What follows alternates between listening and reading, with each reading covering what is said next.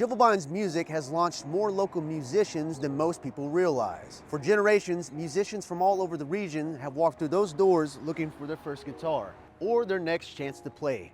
For many of them, it all started right there.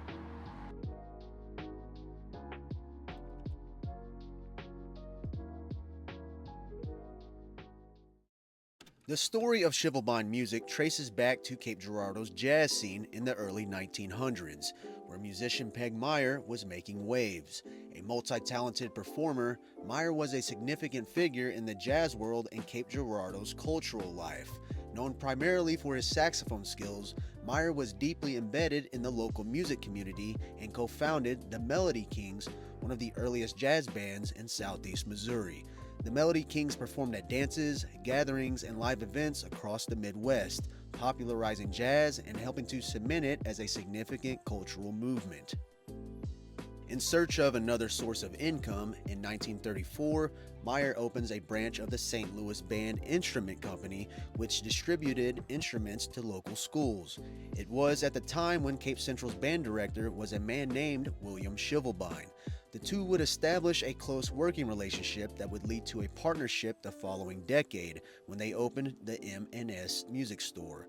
But 2 years later, in 1949, Meyer wanted out of the business and would sell his shares to William Shivelbine. So he sold out his remaining shares to my grandfather, who unfortunately, shortly after that, passed away himself and left the business to my dad, Leland, or Freck as everybody knows him here, and his older brother, Bill. And so in 1949 it became Shivelbines Music. But the building you see wasn't the original location for Shivelbines. Before moving to 535 Broadway, the music store was located at what is now the Hypnotic Bar on Broadway. Business operations would take place here for 2 decades before moving to their current location in 1969. Prior to Shivelbines, this building had gone through a series of identities, including a furniture store, a hotel, and was even rumored to have been a bar. And what you see now is not what it looked like in the late 60s and early 70s, including some of the items sold. Originally, where we are now, this used to be our TV and home stereo display area. We sold Magnavox products for many, many years. My brother Scott was kind of the guy that ran all that sort of stuff. Big box stores kind of ran us out of that business a long time ago. But that's what we had on this side. The rest of the things that products and services that we offer have pretty much been the same. That's been about the only thing that's gone away over the years. As jazz, blues, and rock music surged in popularity, Shivelbine Music expanded its inventory to cater to all types of musicians. From beginners to seasoned players, the store became the go-to place for anyone interested in picking up a new instrument or refining their music skills. Over time, it became more than a store. It became a space where musicians could meet, share, and celebrate their love of music. These walls have seen countless faces, including George Porter Jr., George Jones, and even Ozzy Osbourne's lead guitarist, Zakk Wylde.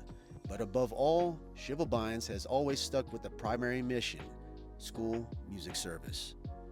The main part of our business has been built on originally was school music service, and it still is. So we have people that go out and call on all the area schools, providing instruments and repair services and accessories to their schools, probably covering about a 100-mile radius, so to speak, where we go out. And you don't see that when you walk in because it's all outside of the building. But we've been blessed to have employees that care about the store and care about music and want to put that message out there to the public. And it's been fun. It really has been. The store is now run by the 3rd generation of Shivelbines, Mike and Bill. Through its commitment to service, community, and the enduring joy of music, Shivelbine Music has cemented its legacy as a vital part of Cape Girardeau's cultural fabric. So in conclusion, in 1921, Peg Meyer begins his music career and making an impact in Cape Girardeau. Fast forward to 1934, Meyer opens a branch of the St. Louis Band Instrument Company and kickstarts several school band programs in southeast Missouri and southern Illinois by seeking out music teachers and training them how to teach band. Come 1947, Meyer and William Shivelbine buy the store and name it M&S Music. 2 years later, Meyer sells his shares to William Shivelbine. He would continue to work there as a repairman all the way until the 80s.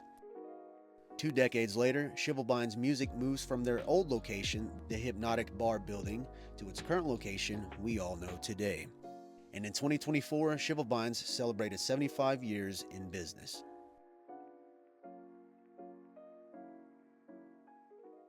From the early days of Peg Meyer's and 632 Broadway to its continued mission to serve schools all over the region, this has been Before and After Shivelbine's Music.